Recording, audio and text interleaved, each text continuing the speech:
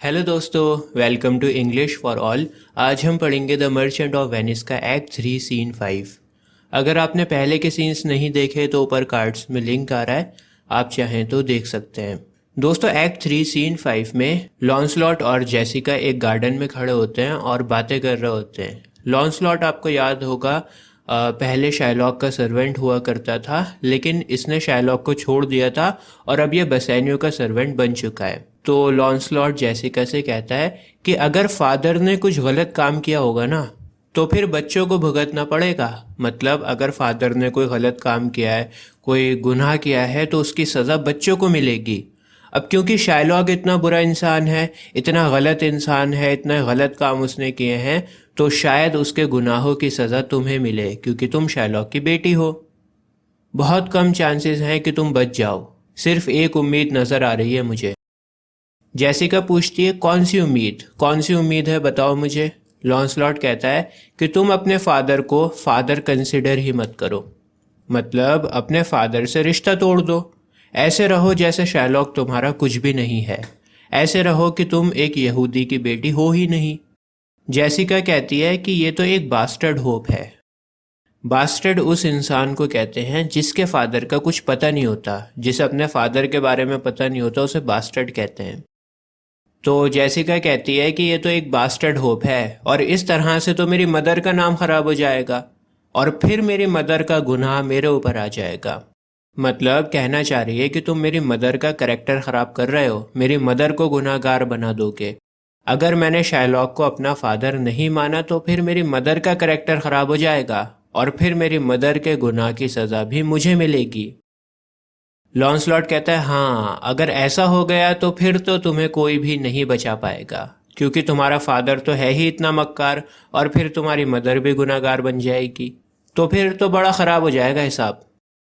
Jessica कहती है, चलो कोई बात नहीं, मॉम डैड हो सकते हैं गलत हों, लेकिन मेरा हस्बैंड लोरेंजो तो बहुत अच्छा है और शायद मैं लोरेंजो की वजह से बच जाऊं। लोरेंजो मुझे क्रिश्चियन बना लेगा और फिर मैं बच जाऊंगी, फिर गॉड मुझे माफ़ कर देगा। लॉन्सलॉट कहता है कि अगर सभी लोग क्रिश्चियंस बन जाएंगे तो फिर पॉर्क का प्राइस बढ़ जाएगा। इस दुनिया में पहले ही इतने सारे क्रिश्चियंस हैं, अगर और भी ज़्यादा क्रिश्चियंस बढ़ जाएंगे तो फिर सभी लोग पॉर्क खाने लगेंगे और जब सब लोग पॉर्क खाने लगेंगे तो फिर पॉर्क का प्राइस बढ़ जाएगा, हमारा खाना महंगा हो जाएगा। पॉर्क तो पता होगा ना आपको, पिग के मीट को कहते हैं और यहूदी पॉर्क को नहीं खाते, क्रिश्चियंस खाते हैं। लेकिन तो कहता है कि इस तरह से तो खाना महंगा हो जाएगा, सभी लोग अगर क्रिश्चियंस बन गए तो, और फिर हमारे पास पैसे नहीं होंगे खाना खाने के। इसी दौरान लोरेंजो आ जाता है वहाँ पर। जेसिका कहती है, लोरेंजो आ गया है, अब मैं लोरेंजो को बताऊंगी कि तुम क्या बातें कर रहे हो। लोरेंजो कहता है, खबरदार लॉन्सलॉट, मेरी वाइफ के साथ इस तरह से बिहेव मत करना, नहीं तो मुझे नफरत हो जाएगी। इस तरह से कोने में छुप कर मेरी वाइफ से क्या बातें कर रहे हो, अकेले में क्या बातें कर रहे हो जेसिका से। जेसिका कहती है, लोरेंजो डरो मत, कोई बात नहीं। लॉन्सलॉट ने मुझसे कहा था कि मैं हेल में जाऊंगी क्योंकि मेरे फादर यहूदी हैं और अगर मैंने क्रिश्चियन धर्म को अपना लिया तब भी मैं हेल में जाऊंगी क्योंकि मैं पॉर्क का प्राइस बढ़ा दूंगी। लोरेंजो कहता है, लॉन्सलॉट, यहाँ पर इतना ज्ञान बांटने की ज़रूरत नहीं है, इतनी बड़ी बड़ी बातें मत करो, तुम खुद अपने अंदर झांक कर देखो कि तुम कैसे हो। लोरेंजो यहाँ पर लॉन्सलॉट की टांग खींचता है और कहता है कि आजकल तुम पोर्शे की सर्वेंट से बहुत कंफर्टेबल हो, मूर जो लड़की है उसके साथ बहुत घुल मिल रहे हो तुम। दोस्तों, पहले ज़माने में क्रिश्चियंस अफ्रीका में रहने वाले मुस्लिम्स को मूर कहते थे। तो मूर का यहाँ पर मतलब है कि पोर्शे की कोई सर्वेंट है जो अफ्रीकन मुस्लिम है। लोरेंजो लॉन्सलॉट को छेड़ता है और कहता है कि सुनने में आ रहा है कि तुमने उस लड़की को प्रेग्नेंट कर दिया है। लोरेंजो यहाँ पर सिर्फ मजाक कर रहा है, उसकी टांग खींच रहा है। लॉन्सलॉट कहता है कि उस लड़की के तो इतने सारे लोगों के साथ में रिलेशंस बने हुए हैं, कोई भी उस लड़की को प्रेग्नेंट कर सकता है। लोरेंजो कहता है, बातों को घुमाना तो कोई तुमसे सीखे, बातें बनाता रहता है नालायक। समझदार इंसान कभी ज़्यादा नहीं बोलते, जब ज़रूरत होती है ना तभी बोलते हैं समझदार लोग। चलो जाओ, डिनर की तैयारी करो। लॉन्सलॉट कहता है, ठीक है सर, जैसा आप कहें, मैं चलता हूँ। लोरेंजो कहता है, बहुत बातें बनाते हो यार तुम लॉन्सलॉट, अब ज़्यादा ज्ञान मत बांटना, सारा ज्ञान आज बांट कर ही ख़त्म मत कर देना। सीधी सीधी बातें क्यों नहीं करते हो, ऐसे घुमा फिरा कर बातें क्यों करते हो। और अब मैं तुमसे रिक्वेस्ट कर रहा हूँ कि भैया जाओ यहाँ से, टेबल वगैरह अच्छे से कवर करो, टेबल लगाओ, उसके ऊपर मीट वगैरह रखो, हम लोग आ रहे हैं डिनर करने के लिए। लॉन्सलॉट कहता है ठीक है सर, सब कुछ आपको तैयार मिलेगा, टेबल भी तैयार मिलेगी और उसके ऊपर मीट भी सर्व किया जाएगा। इसके बाद लॉन्सलॉट वहाँ से चला जाता है। लोरेंजो जेसिका से कहता है कि ये मक्कार बातों को कितना घुमाता है, डबल मीनिंग बातें करता है, और मैं लॉन्सलॉट जैसे बहुत सारे बेवकूफ़ों को जानता हूँ जो काम की बातें नहीं करते, बस बातों को घुमाना जानते हैं। अच्छा जेसिका, ये बताओ तुम्हें पोर्शिया कैसी लगती है?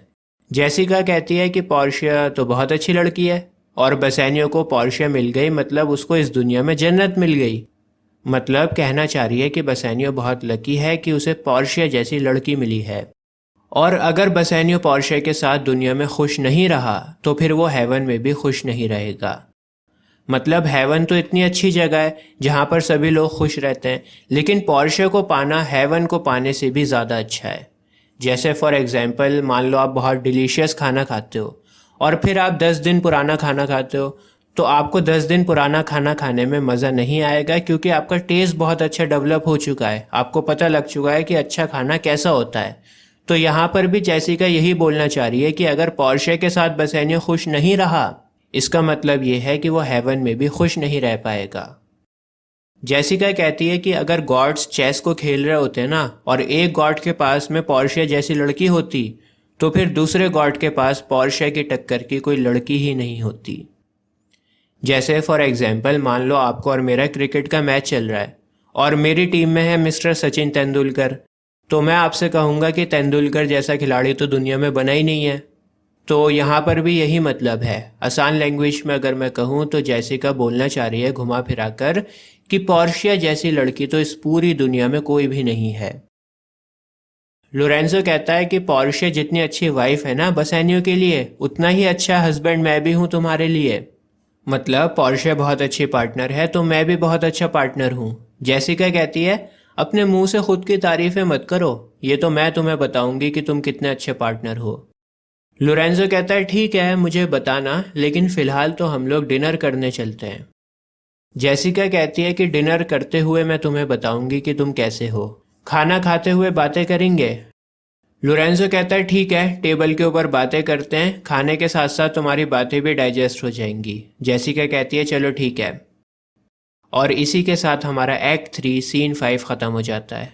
दोस्तों, अगर आपको आगे की कहानी देखनी है तो अभी आपकी स्क्रीन पर एक प्लेलिस्ट आ रही होगी, इस प्लेलिस्ट पर क्लिक कर कर आपको मर्चेंट ऑफ वेनिस के सभी एक्ट्स और सीन्स मिल जाएंगे। आज के लिए बस इतना ही। जय हिंद।